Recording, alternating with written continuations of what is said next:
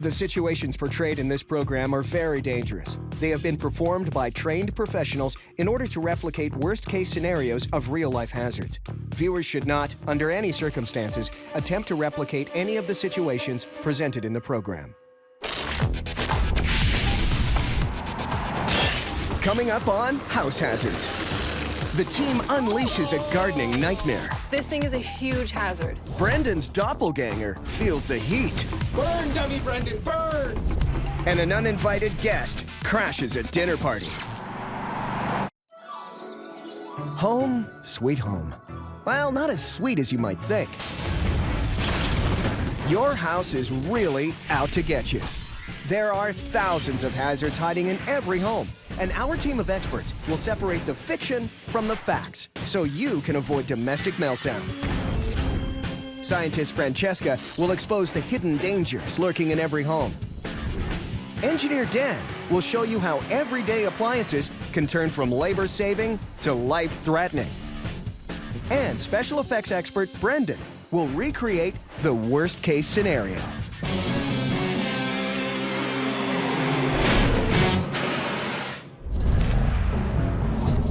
The automobile. Every year, 1.2 million people die in crashes worldwide. And hundreds of accidents involve cars crashing into homes. And in most cases, it's because of one simple mistake.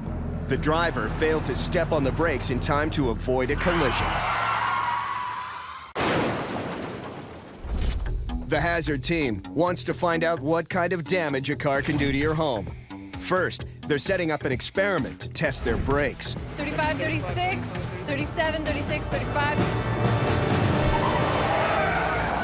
Oh! And stop. Driving at 50 kilometers per hour, the team wanted to see if Brendan could come to a safe stop after slamming on the brakes. So what do you think? It was pretty good. Braking distance on dry pavement depends on the speed of the vehicle. At 50 kilometers per hour, it only took Brendan 9 meters to stop. But at speeds over 55 kilometers per hour, stopping distance increases dramatically. So why don't we take this car to 40 miles an hour, I will hit the brakes, and we will see how far I travel. Let's see it. Okay.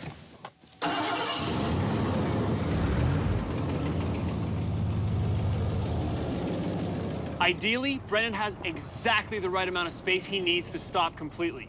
But we're gonna see how hazardous it is to try and brake on a dime. 40 miles an hour is approximately 65 kilometers per hour. And at this high speed, Brendan has to accurately judge the distance he needs to bring his truck to a stop. To make things interesting, Francesca and Dan have set up a pane of glass just past the stop line, representing the living room window of a suburban home. All right, Brendan, take two, floor it. Here I come.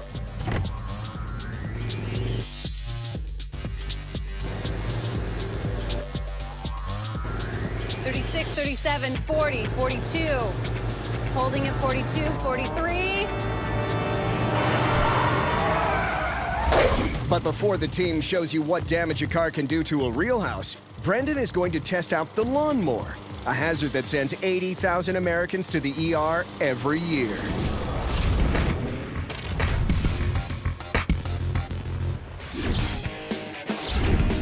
It's a beautiful day to be in the backyard running things over with my lawnmower. And by the way, lawnmower, serious hazard. Designed like a propeller engine, the Lawnmower uses torque to spin a sharp horizontal blade at approximately 3,000 revolutions per minute. Perfect for shredding through light objects. Where the hell did he find that ball? Which Brendan's going to demonstrate by mowing over a few examples. What, he's been going through the garbage? Completely chewed up. Whoa, whoa, whoa, whoa! No, no, no!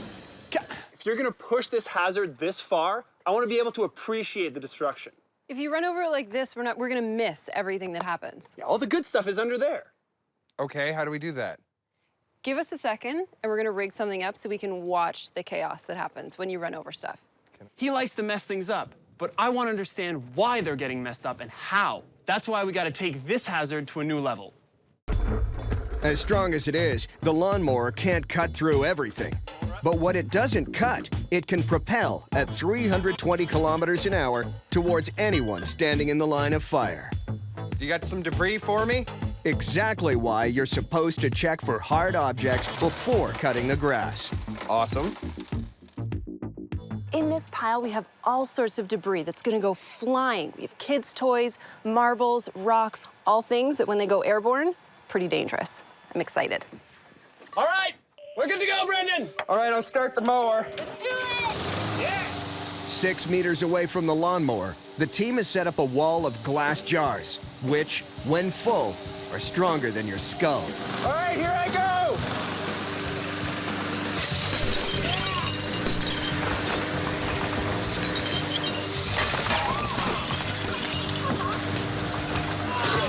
Okay. Yes! This is what could happen when you run over something light enough to be propelled, but hard enough to kill. It only takes one rock, and someone's life could be at stake. Well, That is rough. that's awesome. Well, we destroyed a good, like, dozen or 2 dozen jars. And I think one lawnmower. So the lawnmower is a hazard. You think? Do you think that was not a big stretch in the beginning? Like we were gonna get lawnmower hazard? I think so. Well, we saw that shooting stuff out can be hazardous, but I've got one thing that's gonna make this look like preschool.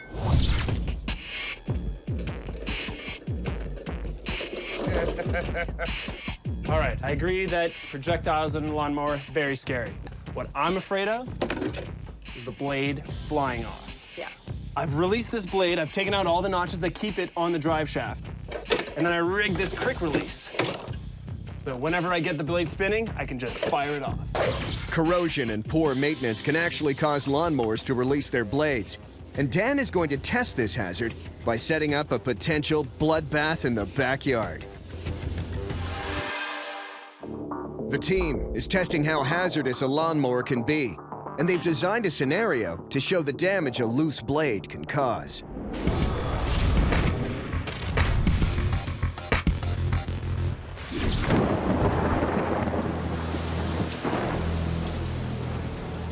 Dan has rigged the mower's blade to a remote quick release so that he can remain behind the safety shield when it spins off. This is so dangerous, the team has no way of knowing where the blade might fly. All right! All right! And on!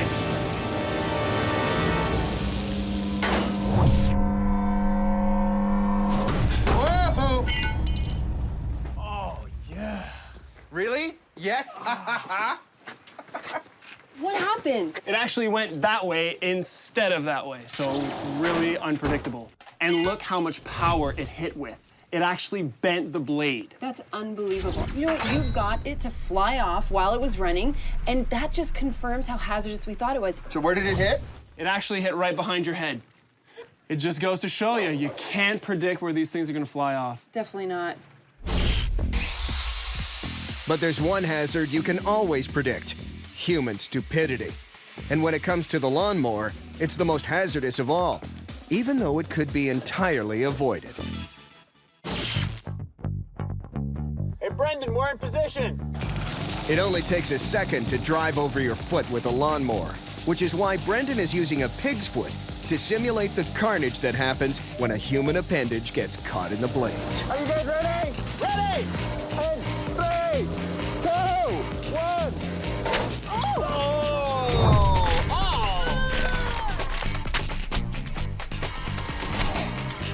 Oh, there's pig legs shavings there you everywhere. go. That was insane. Oh, there you Okay, go. that's gross. It shaved pig flesh all across the yard. Look at it. This thing is a huge hazard. No doubt about that. This is an injury that requires amputation 95% of the time. So you might want to pay attention to where you put your toes.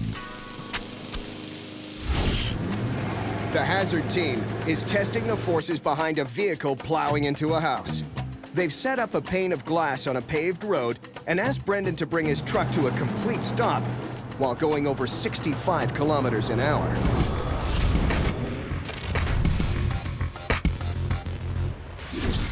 All right, Brendan, floor it! The higher the speed, the greater the braking distance, and the harder it will be to judge when to hit the brakes and avoid smashing into the glass. 36, 37, 40, 42. Holding at 42, 43.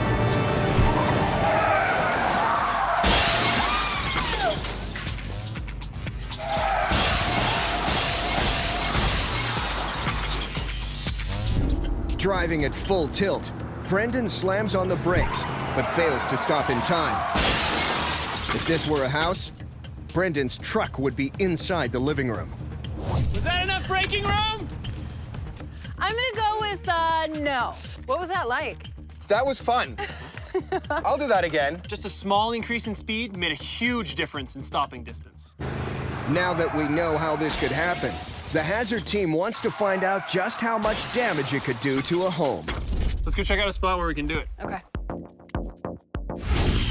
But before the team shows you what damage a car can do to a real house, Francesca's cooking up another hazard in the kitchen. The modern electric toaster. Fast, convenient, and in 2008, deadly. Killing 791 people and making it one of the most fatal appliances you can have in your home. Anything that can take an innocent piece of bread like this and turn it into a piece of charcoal like this is definitely a hazard. A toaster is essentially a box with a heating element inside. When the lever is pushed down, electricity is allowed to flow through metallic elements made from resistor wires, which then radiate heat into whatever is put inside. Toasters may be a common appliance, but remember, they're designed to burn things, which means if you put something flammable in the toaster, like butter or oil, you could light a fire. Exactly what Francesca's about to try. What do you got going on here? I set up this mannequin to replace myself. I've got a gelatin hand waiting atop of the toaster. I want to see just how dangerous a toaster is when you're making toast.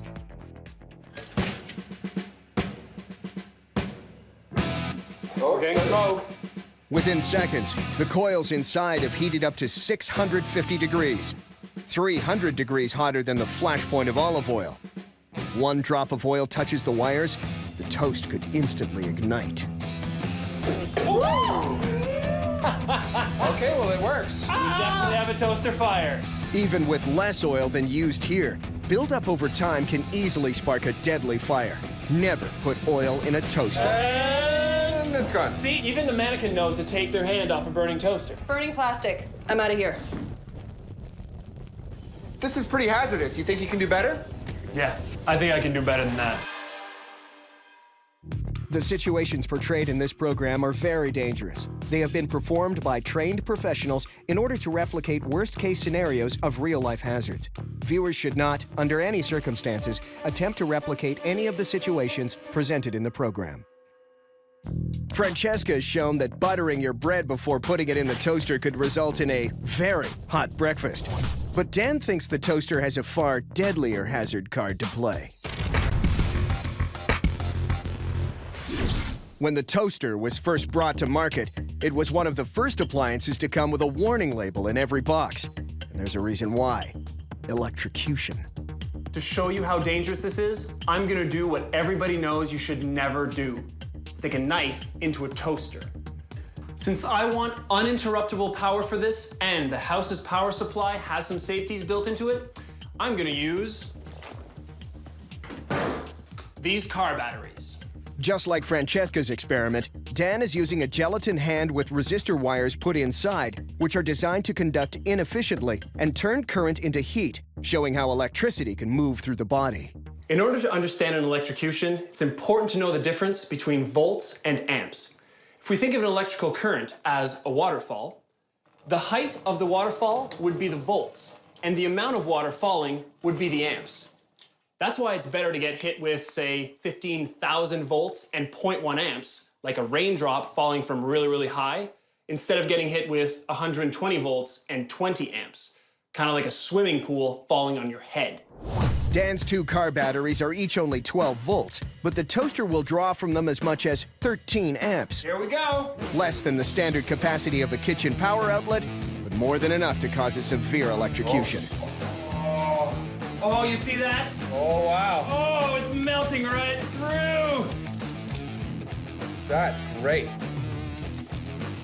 Well, quite clearly, there's an electrical current traveling through Dan's ballistics gel hand. This is what happens to you when you get electrocuted. You're literally frying from the inside out. Yeah, if you got your hand in there, and if you were being electrocuted, you could not let go. All your muscles would clench up, and this is what happens. I always enjoy a really good fire, but I have to say, electrocution wins. Nothing is more common than a toaster. Something really innocent, but it can do this. Breakfast never looks so dangerous. But lucky for us, it's nothing compared to dinner time back at the house.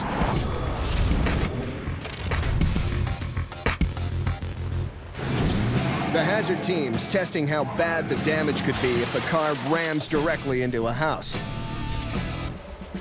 To prepare, they're building a ramp aimed right at the house, and they're swapping out the truck for a stunt car. All to make it safe for one person, the professional stunt driver. So here's what's gonna happen. Our car's sitting 150 feet away. It's gonna get up to 35 miles per hour, hit the ramp, go through the patio doors, and go crashing into the dining room. Let's see how our house stands up to a car crash. In most of the team's experiments, they remove a lot of safeties to make a hazard happen. But this time, there's no safety to protect this home from a 1.5-ton projectile. So to demonstrate just how shocking this accident can be, the team has prepared a perfect dinner party for the stuntman to crash. The key thing is you need to hit the ramp straight on. Also, since the house is in such bad shape right now, we're gonna have about 200 feet of rope tied to your bumper so we can pull you out if the house collapses. Good luck.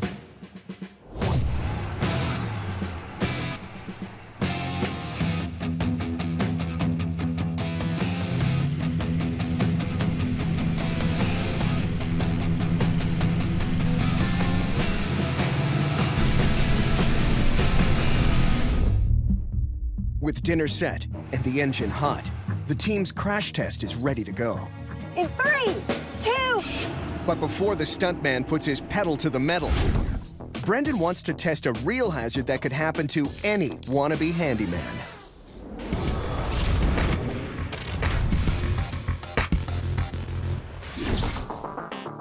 Some hazards happen so fast it's impossible to get far enough away. That's why Brendan's using a dummy for this next hazard.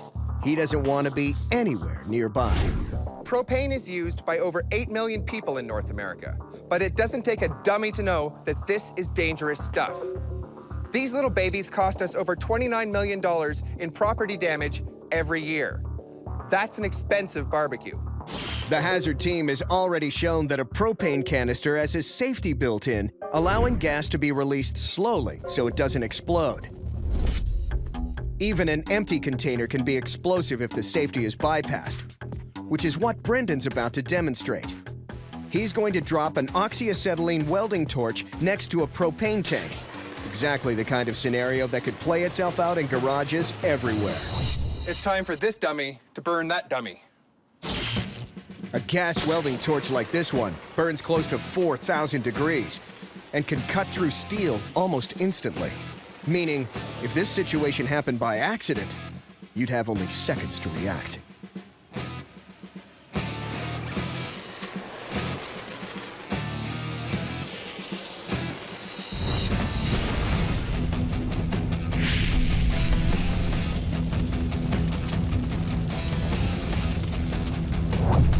Burn, dummy Brendan, burn!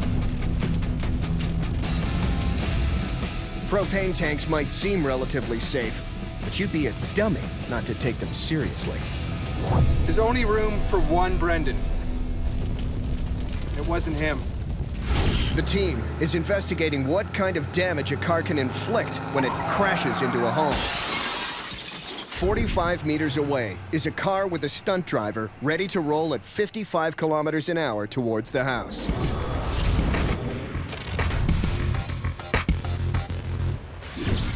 Inside is a family's worst nightmare, a typical Sunday dinner lying directly in the path of destruction, without a clue as to what's about to happen. Now all this experiment needs is a little bit of gas.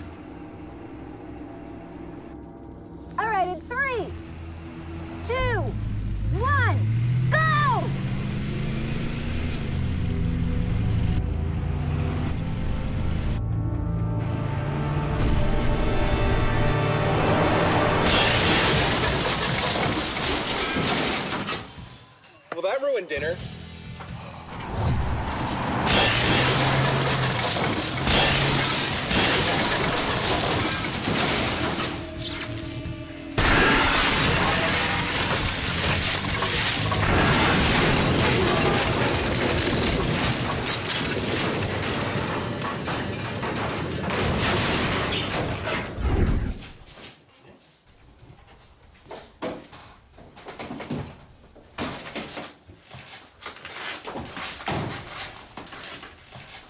Stuntman, are you okay?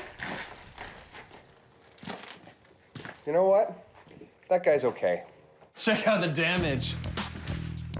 Well, dinner's gone. Yeah. Unbelievable. This made a huge mess of our dining room. As we saw earlier, the faster you go, the greater the distance needed to stop safely. Even though the car was traveling at only 56 kilometers an hour, the devastation still hits home. Anyone sitting down for dinner would have no chance to avoid this life-threatening disaster. At least this room's bigger than the garage. Maybe we should keep the car in here. I think that's a good idea. It's a nice addition.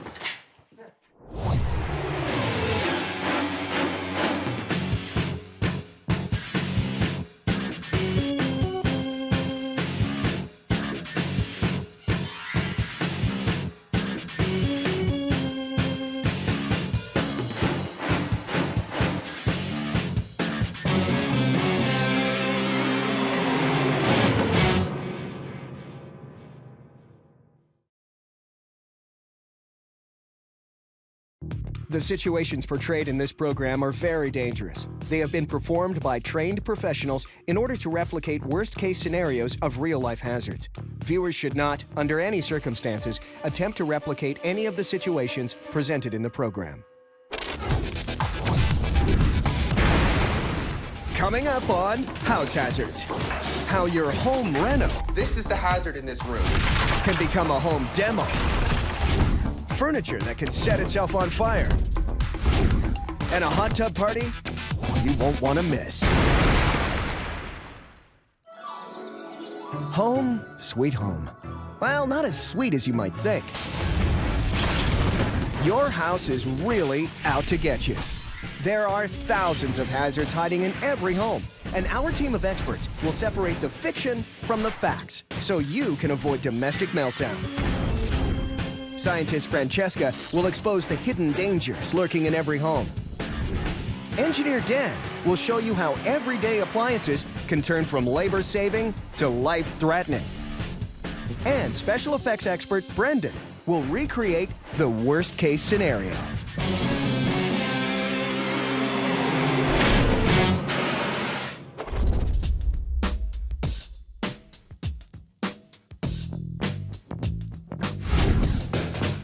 We've all heard the story of that home renovation project that went horribly wrong. It starts with trying to turn two smaller rooms into one open space. The only things standing in your way are a couple of useless walls. But how useless are they? See, this is the thing that's hazardous about doing home renos. You never know what's behind the wall. Agreed. There was a mirror inside the wall. The Hazard team wants to show you how removing a load-bearing wall during your next home renovation project could leave you without a roof over your head. The walls you don't want to mess with are the load-bearing walls, which support the structure above by transferring the weight of the roof down into the foundation. If you were to accidentally remove a load-bearing wall, you could cause your entire house to collapse. Walls that run perpendicular to ceiling joists are usually load-bearing and can be spotted from the attic. But this really should be determined by a professional. Of course, there is another way to see if a wall is load-bearing, and the team's gonna try it on this one. If we rip it out and the room collapses, it's probably a load-bearing wall. We wrap a chain around the whole thing, attach it to the telehandler, see if the house falls down. To find out if this wall carries the structural load of the house, the team is wrapping the wall with a heavy-duty alloy chain that has a workload limit of 8,000 pounds. The maximum weight it can pull before it snaps.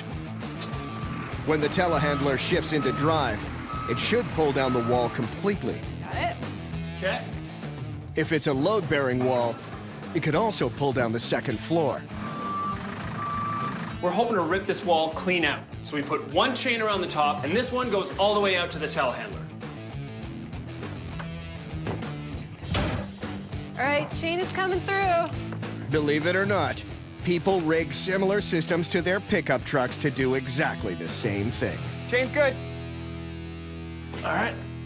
Now all Brendan has to do is step on the gas. Ready? Yep, do it.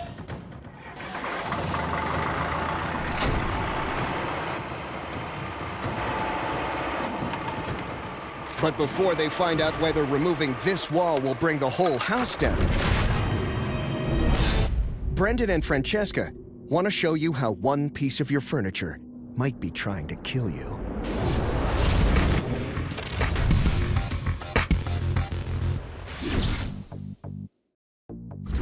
Everyone has a drawer full of junk somewhere in the house to stash those unsightly dust collectors that don't have a place of their own.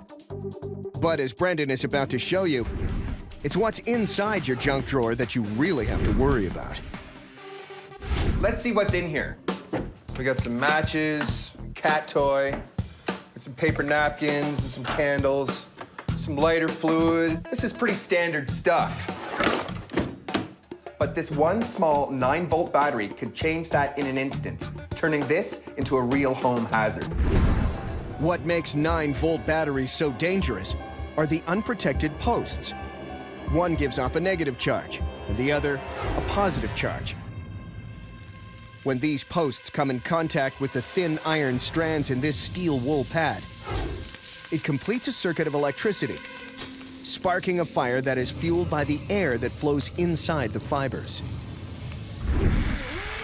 Brendan wants to show you how keeping a 9-volt battery and flammable household liquids in the same drawer can leave your home in ashes.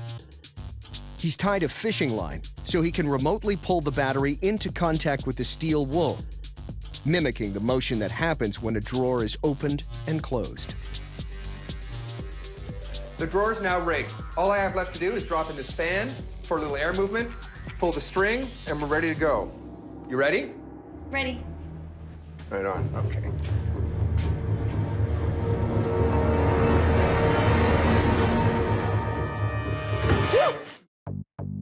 Brendan has rigged a 9-volt battery to some fishing line and has placed it in a drawer containing steel wool, lighter fluid, and some napkins, the kind of junk most people have stashed in a drawer somewhere in their home. Now he wants to show you how this can result in a potentially deadly fire. Well, we have a fire. That's a hazard. That's a pretty good fire, and you wouldn't know it was burning. So it's a matter of time before that fire catches on to a bigger object, and then your whole house is at stake. It's easy to see how this fire could quickly turn your wooden furniture into a much bigger inferno. Unbelievable. Brendan has shown that what you put inside your furniture can start a deadly fire. But Francesca wants to show how furniture tipovers cause serious injury to more than 14,000 Americans every year. And most of these accidents happen to children. Let's say your child wants to retrieve this stuffed dog that's been placed on top of our freestanding hutch. Now, Francesca will try to find out what it would take for a toddler to bring this whole thing down. A child is going to try and find a way to get up to the toy. What are they going to do? Probably pull out a drawer and use it as a ladder. Reach up for the toy, and the whole hutch comes crashing down on top of me. She's rigging up a pull cord to the hutch and attaching it to a scale that will measure the pounds of force exerted in the pull. I'm putting as much force as I can, and in this case, I got to 25 pounds. These may look like ordinary stuffed penguins, but trust us, they're not. These stunt doubles have been modified to demonstrate what a falling hunk of furniture can do to the internal organs of a small child. Okay, 3, 2, 1. Oh!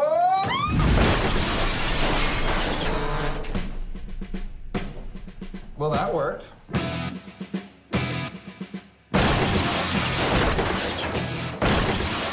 did you pull? It really wasn't that much. It wasn't, less than 20 pounds. So that's not a very big kit. This hutch weighs more than 250 pounds. Tipping from a height of 6 feet, it delivers an impact force of 1,200 pounds, enough to break all the bones in your body.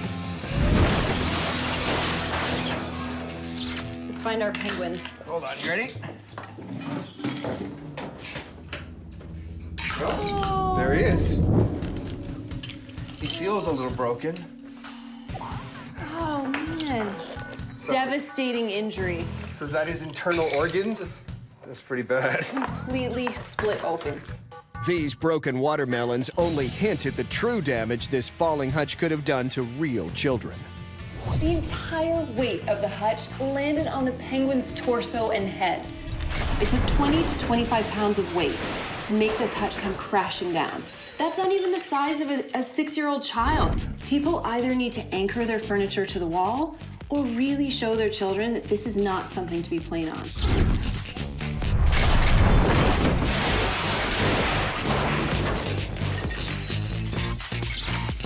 I think that as much as my junk drawer was cooler, this is a bigger hazard. All right, well, I'll give you this, Frankie, because this is dead penguins.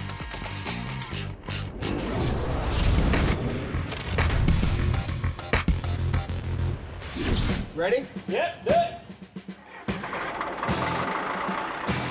The hazard team has rigged a chain around this wall and has hooked it up to the telehandler outside, all to recreate what could happen to your house if you accidentally take down a load-bearing wall during your next do-it-yourself project. Nice and easy. Oh, something popped. Oh, we're slowly sandwiching the wall together. All right, we're definitely getting some of that wall out now. Oh! You're starting to shoot through the window. Oh, yeah. Windows blown out. The wall looks completely messed up. Let's go check it out. Ooh. No way. Great. We ripped out the wall, but there's a support beam in the middle. Sunk directly into the concrete below, this single column is providing support for nearly a quarter of the house's structure. But this thing goes from the foundation in the basement all the way up to the roof. I don't know if the telehandler has the power to take this beam out. So, you gonna move the bulldozer? Yeah. Can I drive? No. Now the team is trading in the telehandler for something with a bit more moxie. When the going gets tough, the tough get a bulldozer. All right, Frankie, we're ready to go. The tracks on the bulldozer grip the earth better than the wheels on the other machine. They hope this grip will give the team the horsepower needed to pull out the support column. That is, if the chain can take the stress.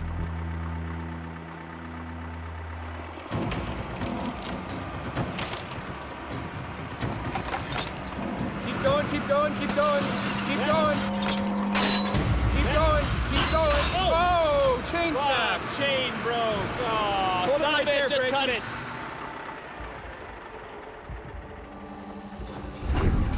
Luckily, Brendan and Dan were nowhere near the chain's violent snapback. At such a high velocity, this 40-pound chain could have killed them both. All right, guys, that pole hasn't budged an inch, and look what it did to our chain. This is rated for 8,000 pounds. And if that pole's cemented down, it's probably like upwards of 20,000 pounds. We have a better chance of bringing down the house by attacking the exterior walls. I really underestimated that post. I thought for sure we could take it down with that chain. No, let's just take down the rest of the wall. Okay, attack the exterior walls. Without a chain strong enough to pull out the column, the team is switching their focus to an obvious load-bearing wall that still gets demolished by amateurs with disastrous results. They're going to find out what happens when you knock down the exterior walls. The situations portrayed in this program are very dangerous. They have been performed by trained professionals in order to replicate worst-case scenarios of real-life hazards. Viewers should not, under any circumstances, attempt to replicate any of the situations presented in the program.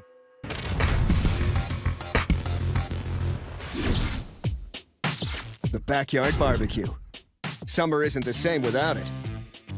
But given that charcoal barbecues cause 7,900 fires every year, you want to make sure you're still alive by the time your sausages are ready to eat. Barbecuing has got to be one of the best parts of summer. Absolutely. I'm going to assume that these are done. The reason for caution? Charcoal is typically first soaked with an accelerant because the briquettes can't light themselves. And Dan has the most popular type. Lighter fluid is volatile and obviously very hazardous. That's why you're only supposed to use a little bit. The only safety on this thing is pretty much the cap, which is designed to prevent you from adding too much of it to your fire. Now I'm about to do two things you should never, ever do. One, add fluid to a lit barbecue. And two, do it from a bottle that doesn't have a cap on it. Just like a trail of gas lit by a match in the movies, when Dan begins pouring, the flame can travel up the stream and back into the bottle. You see, the fire traveled right up the stream and into the bottle. This is extremely hazardous. Thanks. But Francesca's brought her own brand of canned heat to the party. Dan's combination of lighter fluid and a barbecue was incredibly dangerous, but so is this. Flame source and aerosol sunscreen. Check it out. Francesca's aerosol sunscreen uses alcohol as a propellant. And as you can see, alcohol accelerates an open flame just as dramatically as Dan's lighter fluid. That is a hazard. Now, they want to show what happens when you mix these two products together in a perfectly plausible way.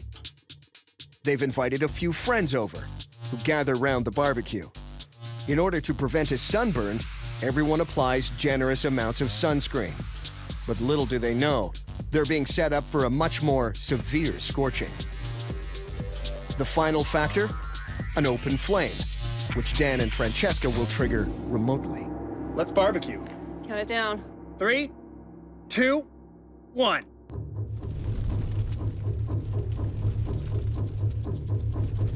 Oh, no! There you go. In seconds, they are completely covered in flames. What's ironic about this is that you actually put on sunscreen to prevent a burn. Oh, you a made third a- one. Go! Oh! Let's put this thing out.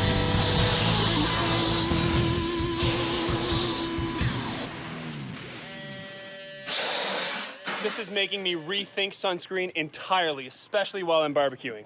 I will never apply sunscreen close to a barbecue ever again.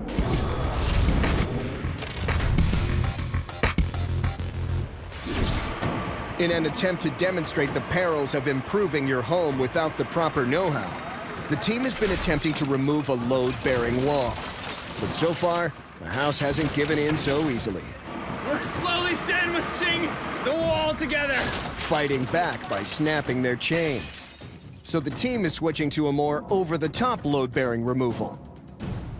The exterior walls. All right, how are we gonna bring the wall down? I think that we can't just wrap the chains around it the same way we did last time. The wall's just gonna collapse in on itself. I think it'd be cooler if we took the whole wall down at once. All right, so let's give it a little bit of structure, like a frame. I've got a metal frame. I use it for some other stuff. We can run the chain through it, pull out the whole section at once.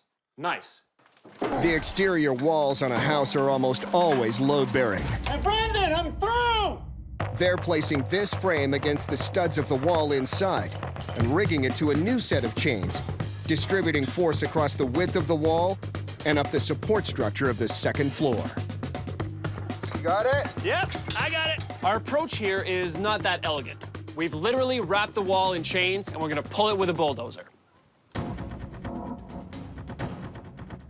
I'm ready to go. If their plan works, they should be able to take down the wall in one big chunk.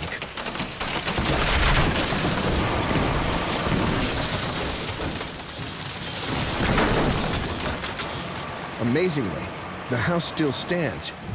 But for how long? I think if we take out the rest of that corner, the entire thing's gonna come down. I think we have to do it with the telehandler because no one can get safely anywhere near that with that load-bearing wall just balanced up there. Our house is still standing, as is that room. So Dan is gonna grab the telehandler and we're gonna punch out what we think is the final load-bearing wall.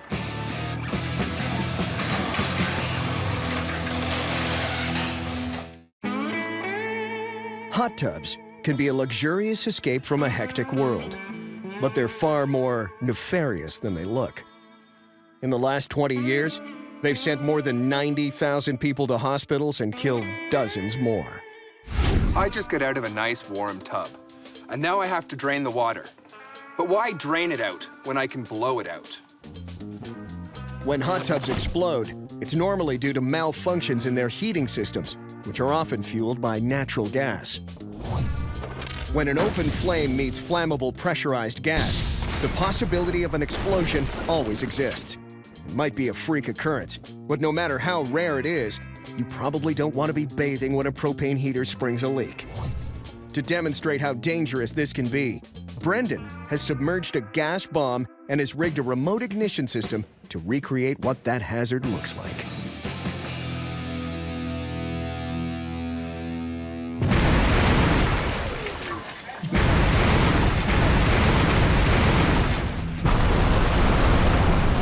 Now that's what you call totaling a tub.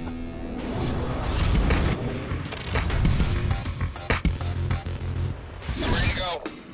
The team is recreating the hazards of a do-it-yourself demolition on a load-bearing wall. They've tried to bring down the house from the inside, but they've switched focus to something more obvious. Come on, Dan, hit the gas! Now Dan is behind the wheel, ready to remove a corner of the house's exterior support.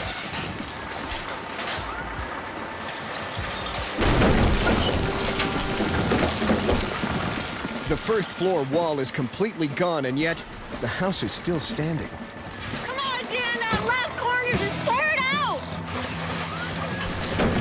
But the structural damage has turned their home into a disaster zone. Still standing! A little higher, Dan. Higher, higher! Dump that stuff off the forks.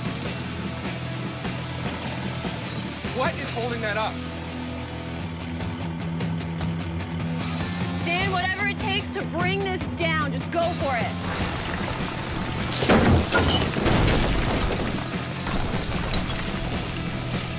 Finally, the load gives way.